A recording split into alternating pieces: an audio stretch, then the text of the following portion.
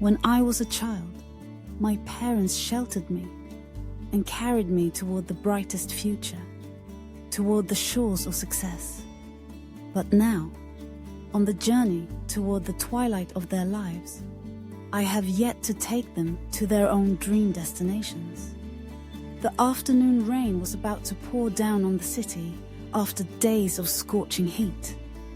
Vehicles rushed along the roads, releasing thick exhaust into the air, blending with the chaotic noise of the traffic. I was taking my parents home from the hospital after a long day of exhausting medical checkups, navigating through the overload of patients, especially in central hospitals. Adding to the ordeal was the rush hour congestion, where our car moved inch by inch. Even a short street took hours to pass due to the all-too-familiar urban traffic chaos, now made worse by the impending storm. The heat radiated from the asphalt, combined with the emissions from vehicles and the suffocating humidity, making the air stifling and hard to breathe.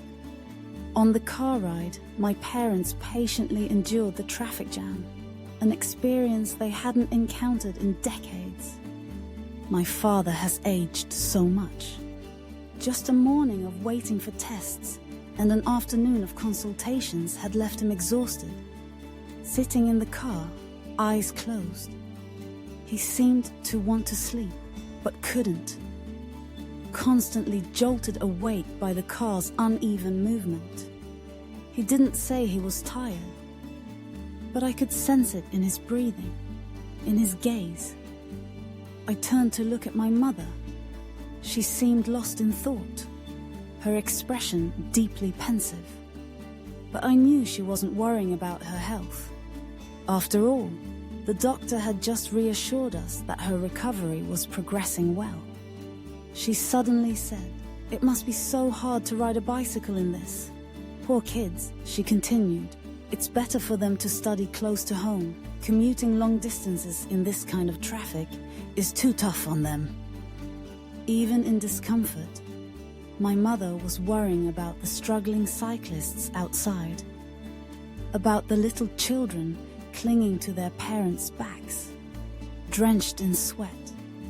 Her words took me back to my childhood, to the days when I sat behind my father on his bicycle for a 60-kilometer journey to my paternal hometown. We passed endless fields, bridges, and rivers. My father patiently answered my countless questions. "Are we there yet, Dad? Where are we now? How much farther?" The heat, the wind, the dust, none of it mattered, because I was overjoyed to be on an adventure, to wrap my arms around my father's back, to be cared for so tenderly when we reached our destination. And then there were the days I clung to my mother's back, setting out at dawn to reach competition venues for academic contests.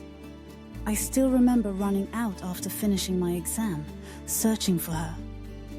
She would be there, waiting, beads of sweat glistening on her face. On the way home, I would chatter endlessly, and she would listen, her exhaustion forgotten as she pedaled steadily over rough, pothole-filled roads. Even in my high school graduation exams, when I was old enough to go on my own, she was still my companion, ensuring I never faced anything alone. Her back might have carried the weight of time, but to me, leaning against her always felt safe, as if I was still a child. I remember those exams so well, because my mother was always part of them, not just with her presence, but with her unwavering support. She was a teacher, an incredible literature teacher by the accounts of her former students. Yet, she never pressured me. No matter my scores, her love and encouragement remained the same. Life was peaceful and full of love when my parents were there to guide me. Those memories remain crystal clear.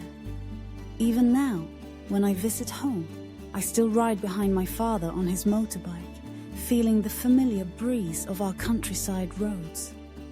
And when my mother sits in my car, I still catch the scent of her sweat, still share with her my joys and sorrows, still discuss the children and our dreams for the future. When I was a child, my parents shielded me, carried me toward the brightest future. But now, as they approach the later years of their maze, I have yet to take them to the places they've always dreamed of. My mother once said, "I've never been on a plane." Back then, even taking the train to Saigon was considered a luxury. Her words struck a deep chord within me.